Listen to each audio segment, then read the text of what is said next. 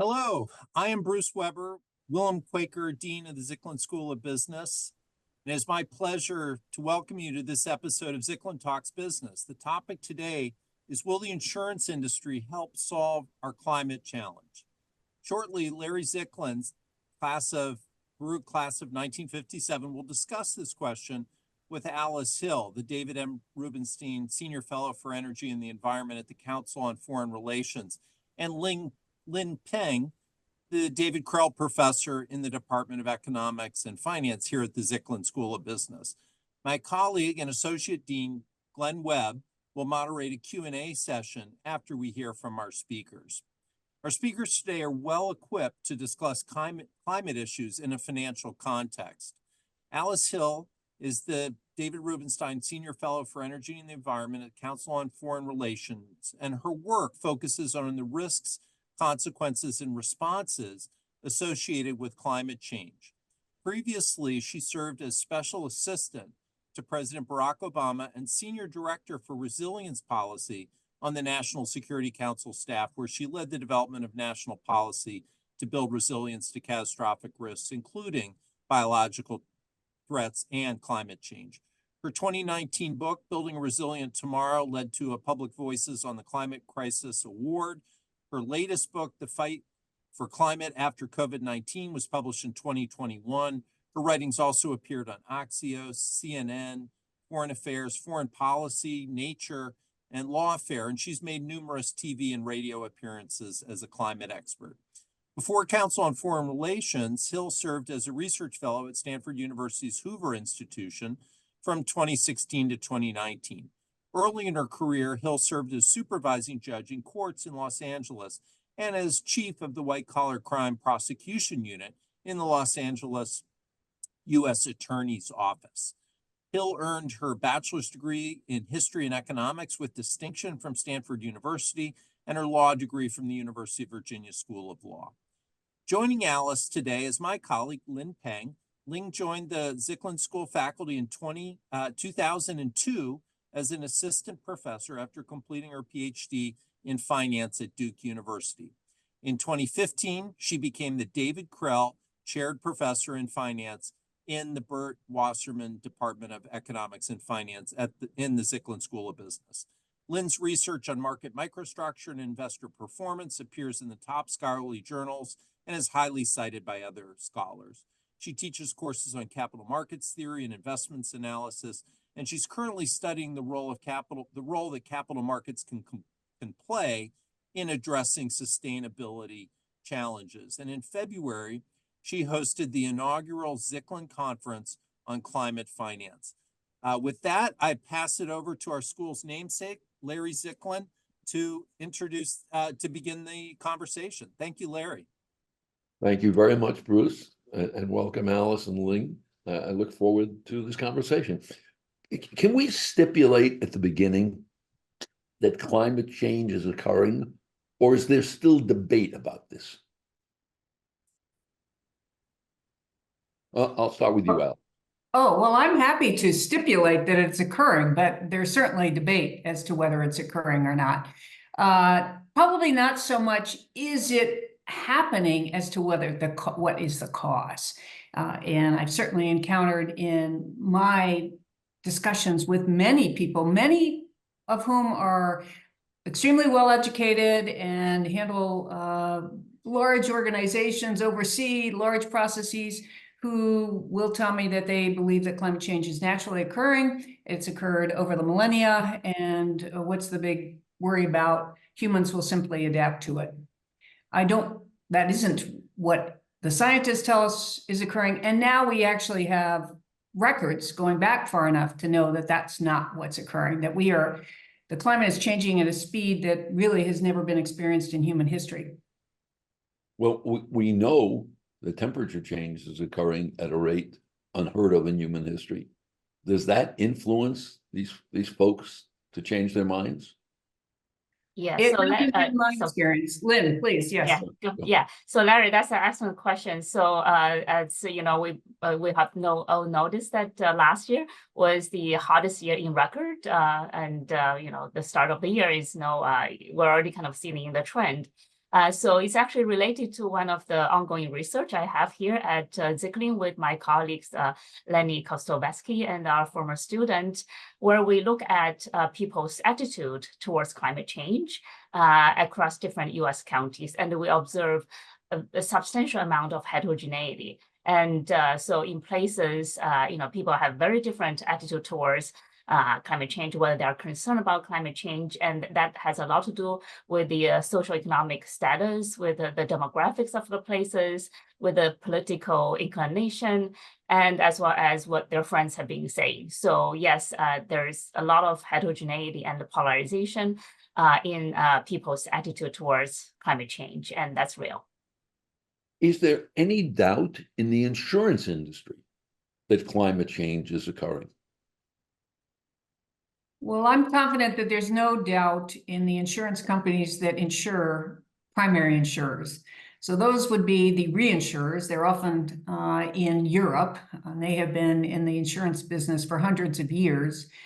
Those large reinsurance companies have really been a voice on this issue for well over a decade, stating that climate risk is growing and it will have significant impacts on finance, on the availability of insurance, and economic growth.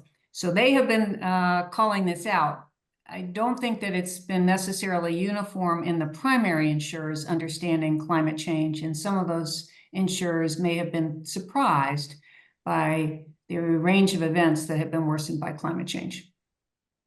Yeah, so just to add to what Alice was saying, that I can quote you, there was a recent article report by one of the largest global insurance companies, Swiss Re, published last week.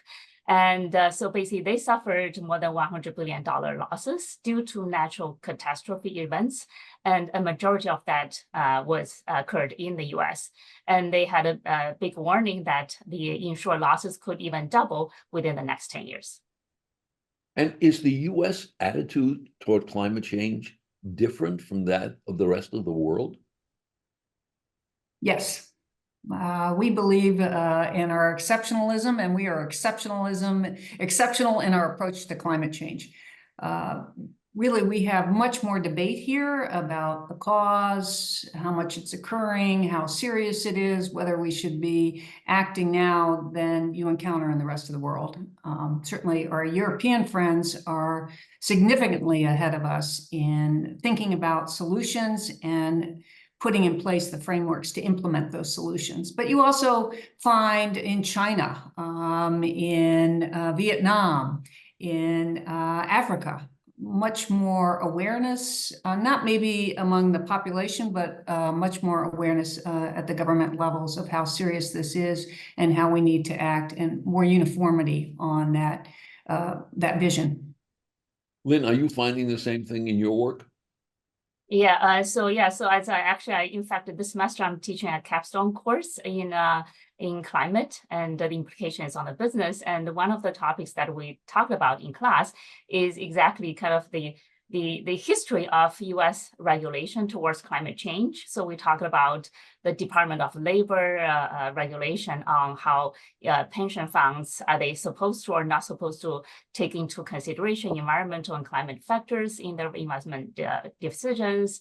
And we also talk about the latest SEC climate disclosure bill that's that has taken 2 years to pass, and currently is also kind of under intense debate and could potentially be challenged in court. And is there any doubt that carbon dioxide in the atmosphere is the principal cause of climate change for those who believe in it? Well, there's virtually no doubt among the scientists. So somewhere between 97 and 99% of scientists and believe that climate change is caused by the greenhouse gases that humans are emitting through burning of fossil fuels, and those gases essentially form a blanket around the globe. So it's like when you were a small child and your mom or dad threw a blanket over you in the middle of the night, and all of us over time you started warming up and you wanted to kick off the blanket. Well, that's the same thing essentially that's happening to the globe, but of course it's very difficult to kick off this blanket now. And in the UN process, and that process, the UN Framework Convention on Climate Change has been in place almost for 30 years. And during that process, they've been advised by the Intergovernmental Panel on Climate Change. That panel is composed of climate scientists from around the world. They issue reports every 4 or so years assessing the state of the climate. And virtually all the nations in the world are a party to that. And certainly the summaries of those reports are agreed to on a consensus basis by all nations in the world. Rare to find that kind of consensus on a finding that climate change is caused by humans burning fossil fuels, but there it is. So I don't think there's really any serious question as to what the cause is or whether it's occurring. But certainly we have a lot of political dialogue about it and downplaying of what's actually happening already, and much less what will occur, what the scientists will tell us will occur as we continue to emit more greenhouse gas. And is there any potential solution to this that is evolving from all this scientific study that goes on around the world? I'll just jump in. One newer solution that is now becoming very mainstream is that these scientists in this IPCC, this group of scientists, in their latest report, they've said that there's no way to control the amount of heating, and the goal is to keep it to at or below 1.5 degrees Celsius from pre-industrial times, which starts about 1850. The goal is to keep the heating below that on a global average. The scientists have said, essentially, the only way that we're going to achieve that is we start pulling carbon out of the atmosphere. That could be with giant fans. It could be a variety of ways. And then we bury that carbon under rock and store it for thousands of years. That is becoming mainstream. That's in President Biden's Inflation Reduction Act, a lot of money towards that. DOE is opening 4 hubs across the nation looking at that. It hasn't been proven at scale, and it's also proven to be highly expensive. But the scientists say if we don't do that, we are going to go way past the 1.5 degrees and walk ourselves into some very serious harm and catastrophic risk where the entire planetary systems can be thrown off by too much heat in the atmosphere. I think I saw an article this morning in the newspaper, in the Times, saying that they're trying to bury some of this CO2 in some of depleted gas fields. Yes, that they have. Well, they're 2 similar efforts. One is to take carbon out of the atmosphere and bury it somewhere, and the other is a related effort. It's often related to fossil fuel extraction, where in that process, they'll take some of the greenhouse gases and bury it. But that is considered, there's some controversy about that because it might be a license for fossil fuel companies to continue to operate. Versus actually reducing the burning of fossil fuels, which would keep carbon from even getting to the atmosphere. Yeah, so related to the fossil fuel companies, another solution that is very carries a lot of potential is to transition to renewable sources. And again, so President Biden's Inflation Reduction Act also provide a lot of tax subsidies that greatly filled the private investments in the renewable technologies such as wind, solar. So I think that's also a very important source of alternative energy that we can use to replace the fossil fuel. I'm going to get to insurance in a minute, but just one more question before we get there. Does it do any good for any one country to work on this and successfully address it if the whole world doesn't do it? Because the winds don't know that there are boundaries someplace or other. This stuff moves around the earth. Can you talk to that? Yeah, It so actually- Go ahead, Lynn. Yes. Go ahead, Lynn. Yeah, so this is a classical economics problem that environment, climate is a public good, and there are externalities. And so absolutely we need international collaboration to work together to address the climate problem, because global warming is global, right? So it takes more than just one country to work on that. But as you know, there are also a lot of challenges, in terms of getting together all the countries together to work on this. So yeah, so I think that's an important problem, but that's also not an easy problem. And do the major industrial powers around the world, China, India, the US, Western Europe, do they agree that this is a problem and we have to solve it? They have agreed in the UN agreements, but they haven't implemented what needs to be done yet. So if the level of greenhouse gases, this was just measured. This just was announced this week. They're at the highest level ever in human history. Carbon is close. The amount of carbon in the atmosphere is the same amount that we had 3 million years ago, when we had trees in the polar regions and seas were about 20 meters higher. But to your question, I think it's important to remember that every fraction of heating it's not linear what the response is from the climate. It can be exponential. So it matters what every country does. Certainly, it matters more for big emitters like the United States. We are the second largest emitter, and we are historically the largest emitter. So what we do matters. But it matters for everybody that we just find ways to keep lowering the greenhouse gas that's in the atmosphere, but also, very importantly, what's getting to the atmosphere. So let me get to the insurance industry. Do you believe the insurance industry will be a contributor to the fight against climate change by virtue of its increased rates, unwillingness to write in certain geographic areas? Is that going to be a contributor to fighting this? Anybody want to take it on? Sure, I will. Well, they are already sending a very loud message. We're seeing... Is the message being heard? Well, it's being heard, not necessarily that it's climate. It's being heard that people can't get property insurance at a price that's affordable.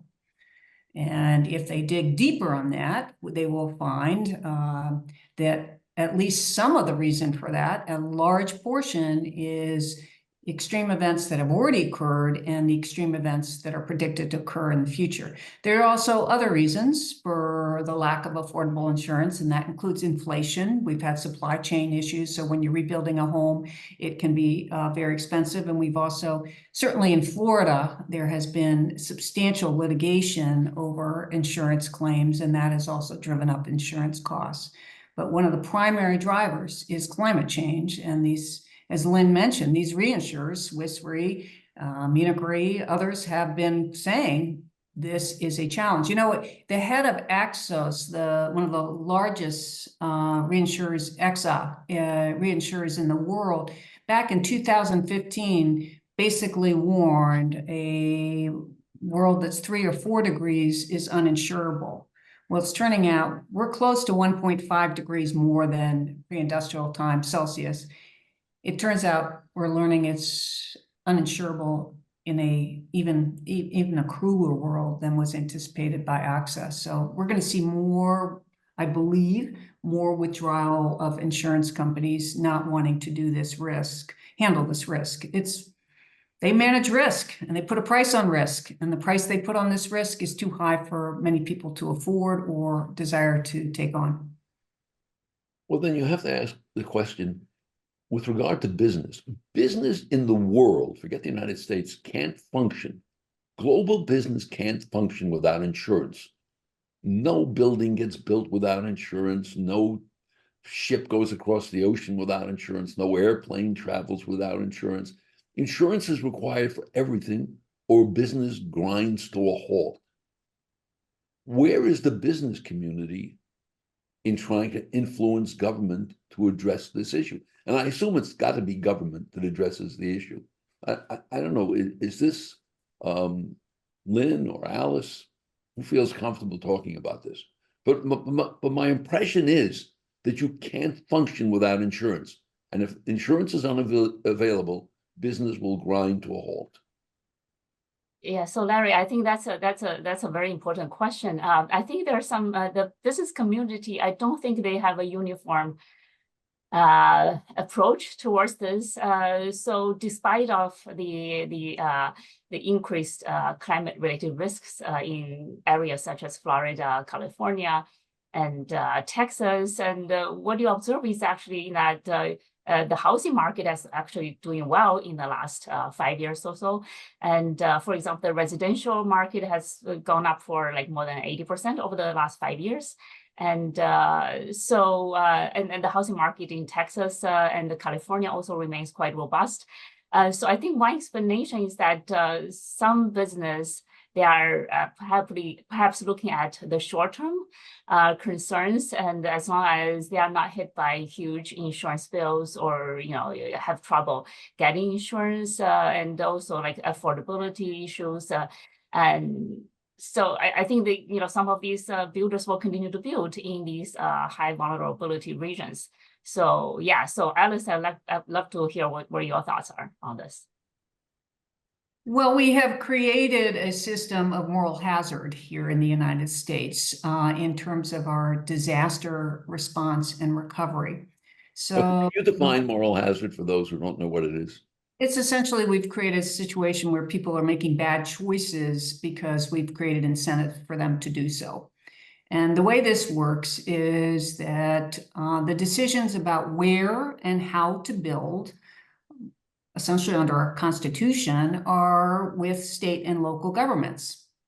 And the state and local governments have an incentive, the elected representatives who run those governments have an incentive to attract developers and others to invest in their community. And so they have an incentive, and the developers also have an incentive to produce lower cost construction. Building resiliently can cost more, as well as develop areas that are very attractive to people. Everyone wants to live on our coast. 40% of the American population lives in a coastal county, but those counties only account for 10% of the land mass. And we have a similar situation with an explosion of growth in areas that were right next to wildfires. Wildlands like grasslands and forests, and they're called the wildland urban interface. Millions of people have moved into those areas, but those areas are at a high risk of wildfire. Local officials have permitted building, and we do not have a building code yet in the United States that is climate resilient. So we are building things that are destined to burn or destined to flood in areas that are at greater risk. Then, when the bad thing happens, we engage in what Republican Secretary of the Treasury Hank Paulson has termed climate bailouts. The federal government comes in and gives a lot of money, typically to the communities, not so much to the individuals, but to the communities to rebuild, often to rebuild just as they've been, back in the place. And federal government even provides flood insurance in areas because the private insurers don't want to, but those areas are destined to flood. So we have a lot of incentives that we keep giving to people. We also back mortgages for houses built in very risky areas. The federal government does. So the federal government is taxpayer money. Federal taxpayer money is going to subsidize living in areas that are risky and building in ways that are risky. And that's created a moral hazard. Now we have a lot of people in those areas, and we're looking at climate risk. The climate risk is getting bigger. Who's going to pay for the damage? And who's going to help those people relocate? And what happens to those? And it's typically the most vulnerable who cannot relocate, don't have the means, or really are too old. They can't do it. They won't have a support system. What are we going to do to help them? So what we're doing is we're spreading the risk among the entire population, for people who want to live in either fire risk areas or flood prone areas. That makes no sense to me. It seems to me the government is abdicating its responsibilities by doing something like this. If the insurance companies don't want to take the risk, why does government want to take the risk? Well, government is the ultimate insurer. That's what's happened with flood insurance. In the 1960s, we had a series of floods. Private insurers said, you know, we really don't like this risk. They started backing away. The federal government came in and created the National Flood Insurance Program. Now, it has been very difficult for that program to charge rates that reflect the true risk.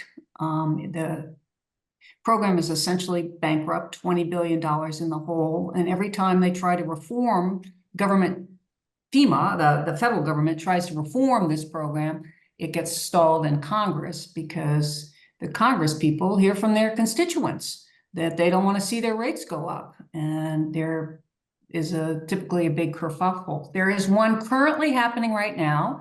FEMA, with this flood insurance program, told a community in Florida, under the rules, if a house is damaged more than 50%, the house needs to be rebuilt to a stronger level, to the latest building code, so that it will avoid future, hopefully avoid future harm. And we know that for every dollar spent to building to a higher building code saves about $11 in damage.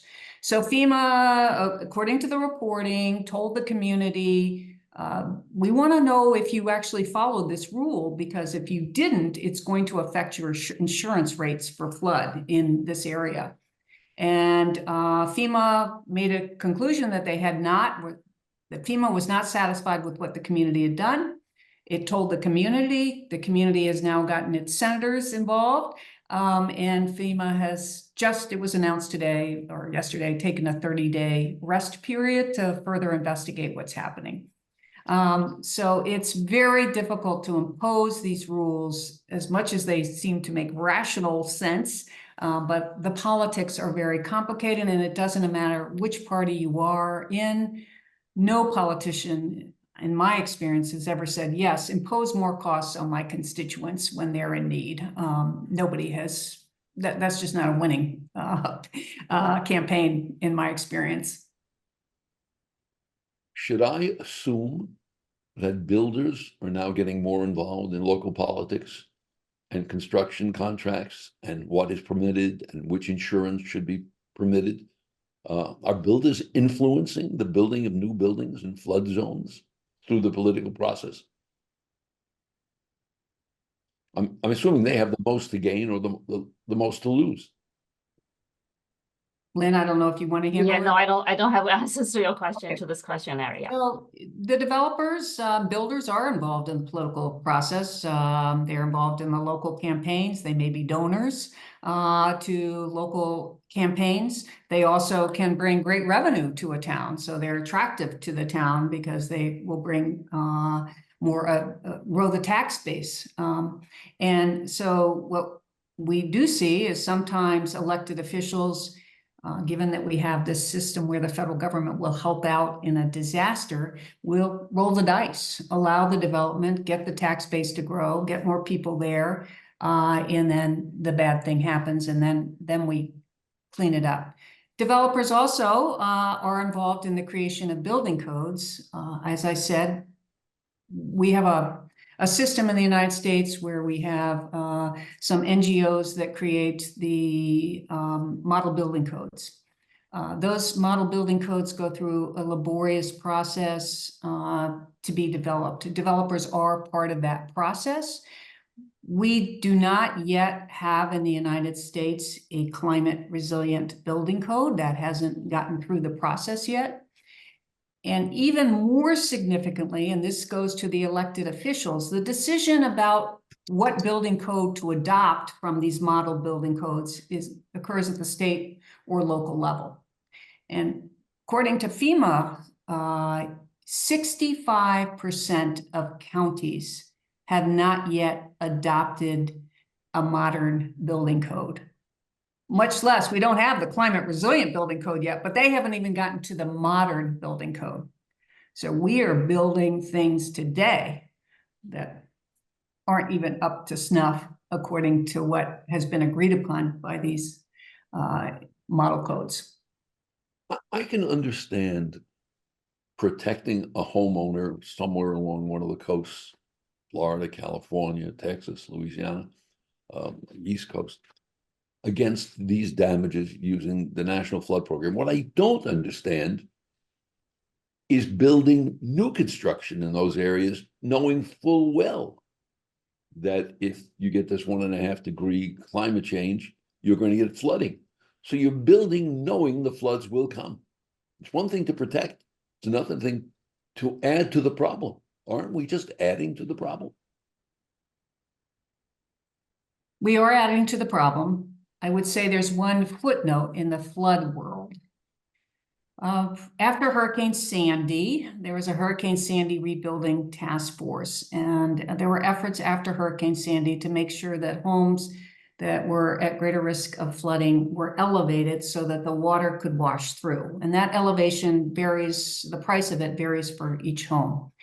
So after that, the task force completed, they created recommendations. One of those recommendations was that the federal government create a federal flood risk management standard, which would require elevation of homes that are using federal money to rebuild. Federal taxpayer money is being used to rebuild these homes, that they would have to be elevated if the homes were in or near a floodplain, and that during that process, everyone would have to take into account future climate risk. I know this because that was my very first assignment. My very first assignment in the White House was to lead the development of this federal flood risk management standard. President Obama signed an executive order. It went into place.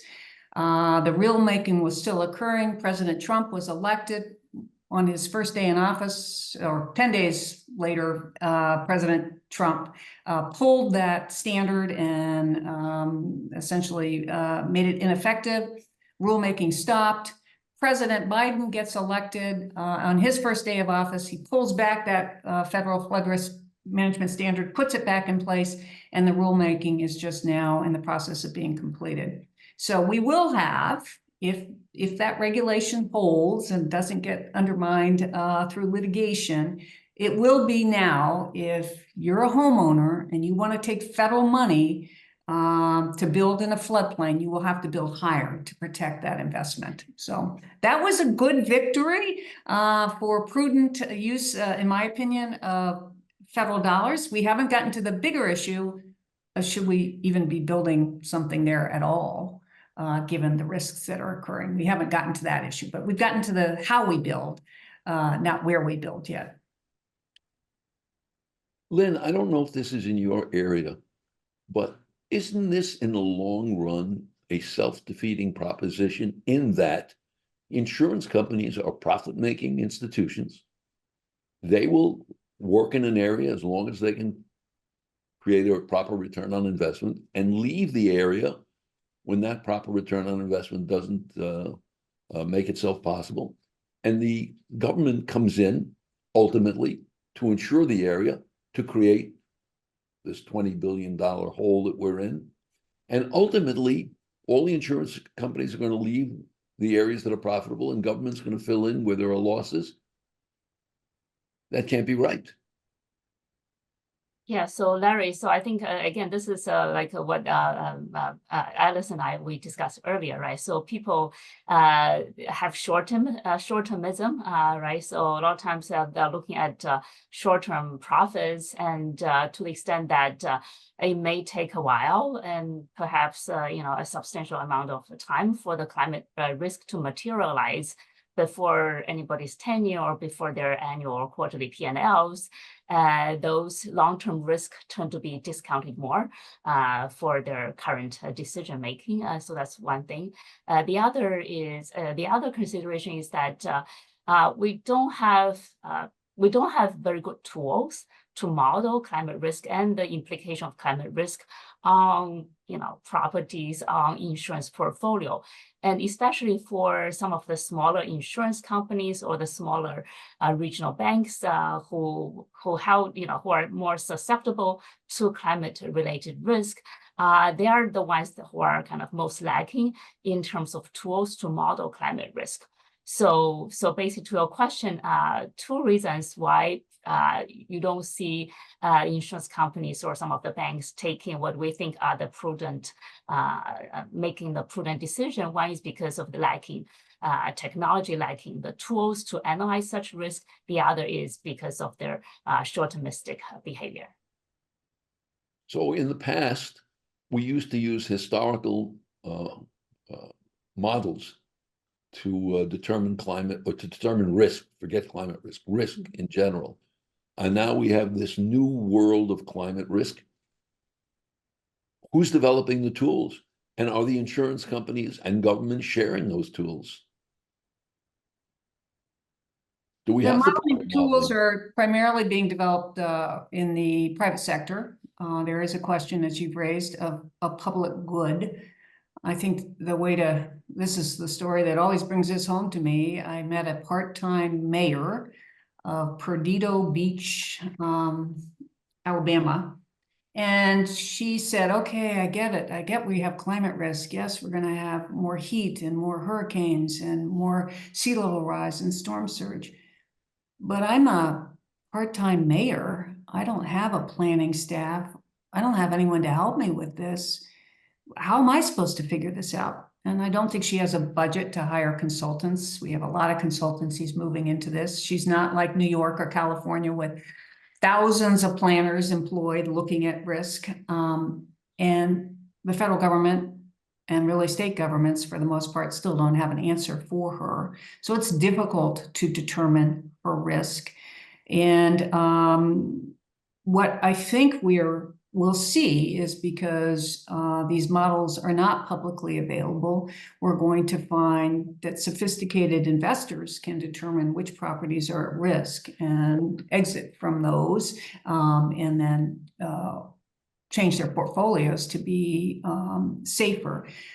That could mean that some pensioners and others who are highly dependent on their portfolios but don't have access to those kinds of tools find that their assets have grown much less valuable.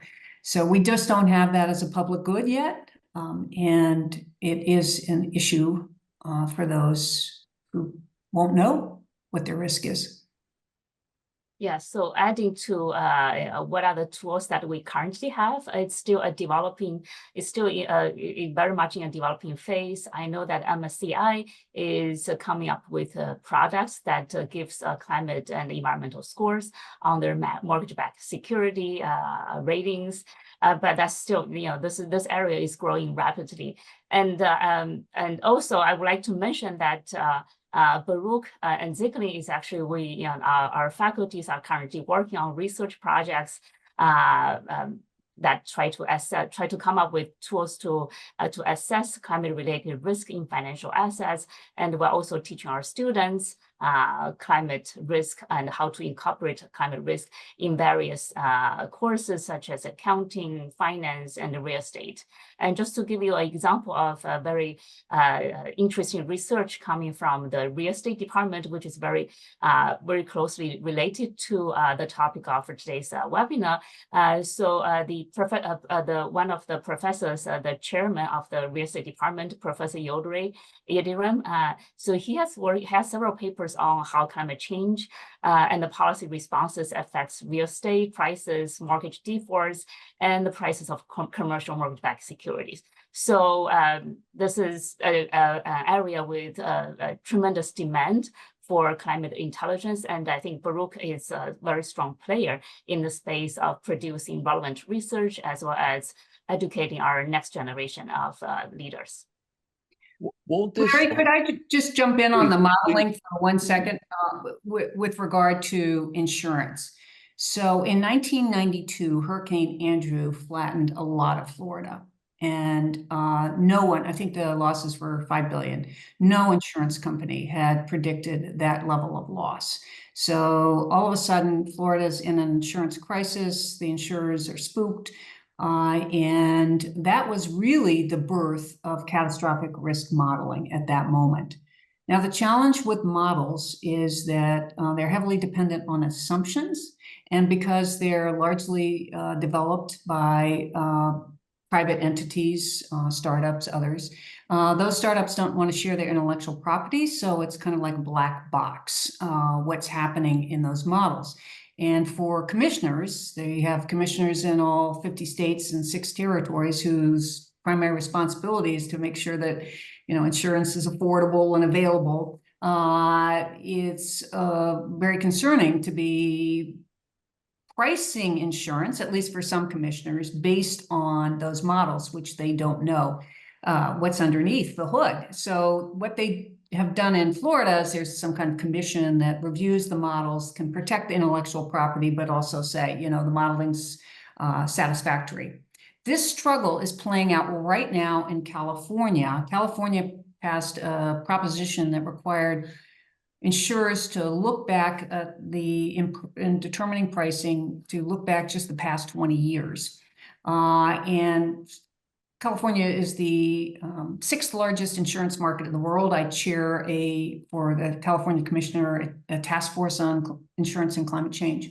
And one of the big issues we confronted was the insurers wanted to use future modeling as they set their rates, because those fires in 2017 and 2018 in California wiped out a quarter century worth of profits that insurers had in California. So that was a big wake-up call that wildfire was changing as a risk and that they were heavily exposed. And so you've seen a number of insurers say, we really don't want to do this anymore in California, and they've moved away. The commissioner is has just proposed a rule to allow more future-looking models to be considered in rate setting. So it's a very active issue and one that has a lot of complexity to it, to make sure that the commissioners are doing their job and that the models are not just thrown up and all that intellectual property is lost.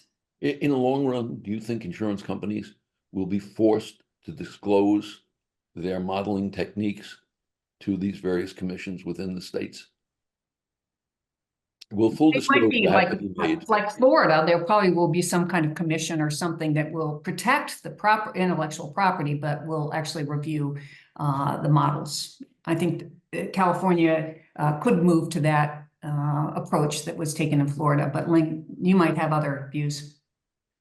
Yeah, no, I think climate disclosure, the climate-related risk disclosure is really crucial, and not just for insurance companies, but also for like the large US corporations, but also to give you a sense of how challenged and how complex this problem is.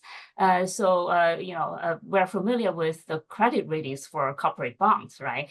And we have 3 major rating agencies, Moody's, S&P, and Fitch. The ratings for the bond credit ratings coming from these 3 rating agencies are highly correlated. So there is quite a bit of consensus about how to predict corporate financial performance. But in terms of their environmental rating, the major rating agencies that provides ESG scores for these US large listed companies who had all the kind of vast amount of data available in the public, and the correlation across this rating agency is only about 30%. So despite of the best effort, so this shows you how complex it is to evaluate environmental and climate related risk.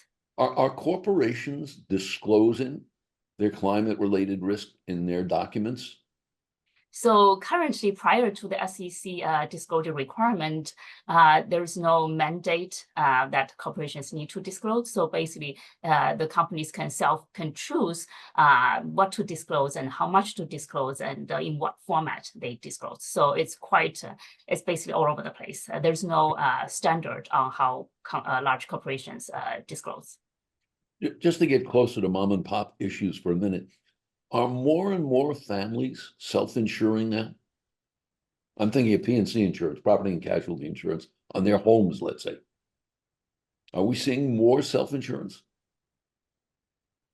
I believe so, where there's certainly reports of people deciding that the premiums are just too high and we've seen dramatic growth in the premiums.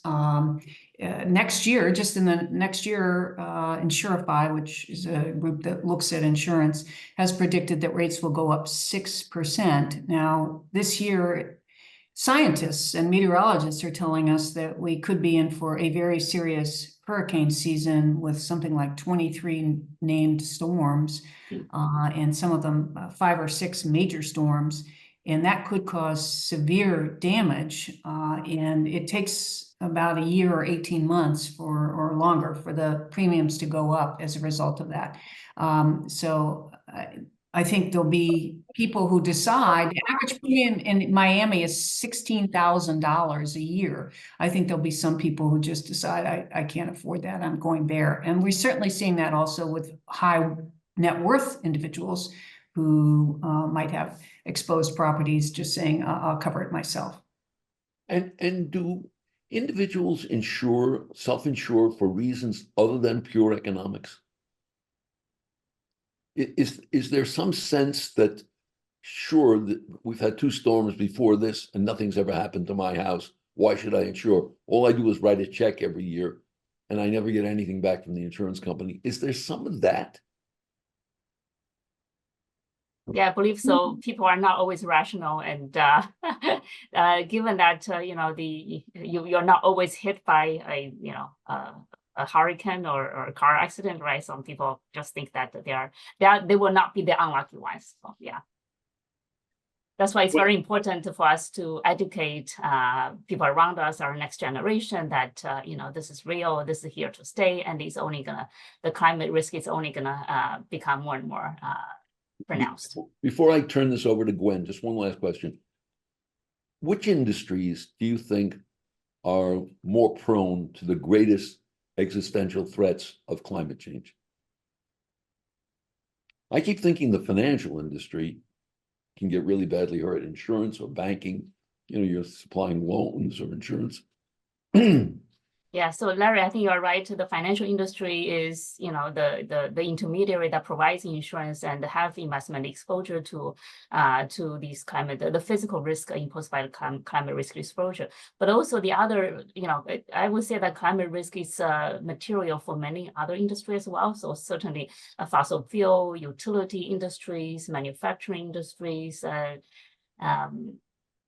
chemical, yeah. So a lot of industries that climate risk is real. Some of the utility. And agriculture is very. Agriculture. I was thinking, is there a threat to our food supply in this area? Absolutely. Yeah. And turns out we have a handful of bread baskets around the world. And if we have multiple failures in those bread baskets, we're already experiencing food inflation. There'll be even more food inflation for the price of food, and worse in some areas. Will probably be famine as a result of shortages of food. Food is key to all of us, and it's highly affected by climate impacts, whether it's drought, flooding, wildfires, seawater intrusion on fields, you name it. And these bread baskets always insure against their crops. And if there are no insurance companies to provide the insurance, it's going to be problems. Gwen. Well, thank you. As usual, there are quite a few questions. And they actually go a little bit beyond the insurance industry in some respects, but they're quite relevant. One of them is this: in light of the changing insurance landscape, how can businesses incorporate climate risk into their risk management strategies? And do you have some examples of best practices for businesses? Well, I would recommend that first of all, you need the experts. So you're going to need some expertise. You might have it there. And you also need to make sure it's a board level issue. Typically, these issues get either to the maintenance, we're talking about climate risk, the physical risk that you're going to be hit by a flood or a wildfire or drought or some other extreme heat event. It can be in the sustainability office. It can be in the maintenance crew. It's not necessarily in the front office in the C-suite. And that needs to be where it is, so that you can trace the risk. What happens if your supply chain breaks? We had a dramatic example during Hurricane Maria. It turned out that many pharmaceuticals are manufactured in Puerto Rico. Power's out for a year. No companies had that kind of capacity to make up. Suddenly we're having shortages of infusion bags, and then the hospitals said, okay, well, we can't get enough infusion bags. We're going to go to hypodermic needles. The price for hypodermic needles shot up by 600%. So companies need to understand where they're getting their supplies, where those chains could break, and it could be because of a war somewhere else, or it could be, as is occurring right now in Panama, sustained drought. So we've got 2 canals under a lot of threat, and then we have the Mississippi River, where we have many of our agricultural products are shipped out through the Mississippi River, and it has been closed for drought and for flood. So we got to think through, and companies need to think through, how will we operate? Will our employees be safe? Will they be able to get to work? Will we have the necessary supplies to be able to do what we do? And that's a decision that's across the enterprise. So you need people who understand climate risk, and then you need the decision makers who will act on what they learn about climate risk. Yeah, so in addition to that, corporations also need to consider the implication of transition risk to the business, right? So, for example, regulation may be coming. You have to shift away from carbon-intensive technology and transit to renewable technology. And or your competitors may have cheaper ways to, using renewables to produce energy. You have to compete with that, and there could be changes in consumer preferences, right? Your customers may have an increased desire for growing more sustainable products. So how would you redesign your product to cater to the customer preferences? So there are a lot of considerations that beyond the physical risk, but in the kind of the transition risk domain that a company will have to take into consideration. All right, thank you both. And here's another question that goes beyond the insurance discussion so far. Considering the United States' position as having the largest insurance industry globally and the changing landscape of climate risk, do you see any potential for the U.S. to reconsider its stance and sign onto international agreements like the Kyoto Protocol or similar climate treaties? I don't see it in the near future. We are too divided.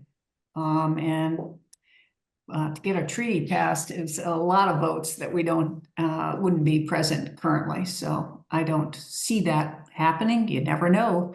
But right now, the best we have is the voluntary system, which was the Paris Agreement. Unfortunately, that system is not succeeding as we hoped, because I'm a former judge. The test is in the evidence, and the evidence is that we have the highest level ever of greenhouse gases in our atmosphere. And what's the definition of a greenhouse gas?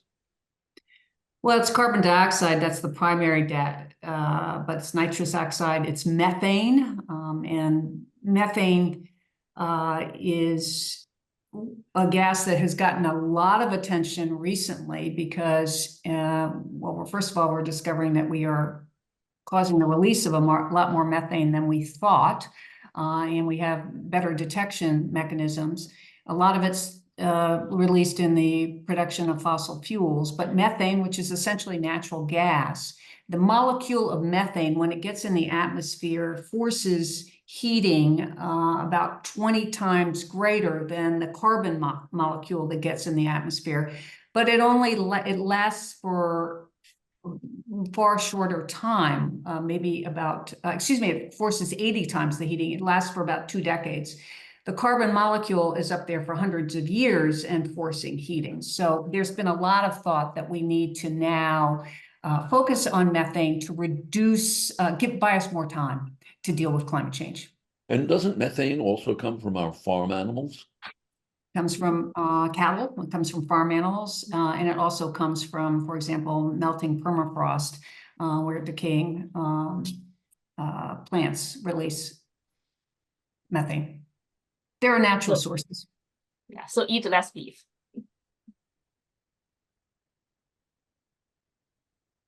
Okay, I think we have time for just one last question. Lin, in your teaching, can you tell us about your students? Do they come into your course aware of and concerned about climate issues? When they leave your course, is their knowledge and awareness and concern elevated or alleviated? Yeah, that's a great question. So the course I'm teaching currently is the undergrad capstone course, IDC Susan Locke seminar on climate and sustainability. So I have to say that this group is a self-selected group of students who are already concerned about climate, pretty conscious about climate. They come from a diverse background. We have students majoring in math, biology, business, marketing. But one thing I was, so I asked the students to share with me what are their takeaways for after each lecture. And one thing that's pretty surprising to me, which I also find very comforting, is that many of them say that after each lecture or guest lecture, they were initially concerned about climate, and they were a bit skeptical about the role of business, U.S. businesses, corporations, because they think that business are profit-driven, and they are one of the major polluters to our environment. But I think coming after the class, they came away with the impression that hey, actually the business, the community, the financial market could be a powerful source that we can utilize, right, to help us combat climate change. So, for example, we can use the financial market to provide more funding, more investment to renewable projects. We can use the financial market to help us with better measurement of climate-related risks. So so the world is not black and white, and there are a lot of places where we can strive for win-win solutions, where we can benefit the shareholders, but also the community at large. I think that's kind of the main takeaway that our students are getting from us. Yeah. Oh, thank you very much. We are really, unfortunately, very, very short on time. There's a lot more that could be discussed. But I want to thank you, Larry. Thank you, Lin. Thank you, Alice, for a really compelling discussion. I'd like to let our audience know that our next month webinar will be on private equity. It will feature Gretchen Morgensen, co-author of the book, These Are the Plunderers, How Private Equity Runs and Wrecks America. So that will be a very interesting discussion with Larry. And so for now, thank you again, Larry. Thank you, Lin, and thank you, Alice. Thank you very much, Gwen. Thank you, Larry and Alice. It's great to meet you. Take care, everybody. Thank you. Take care. Bye.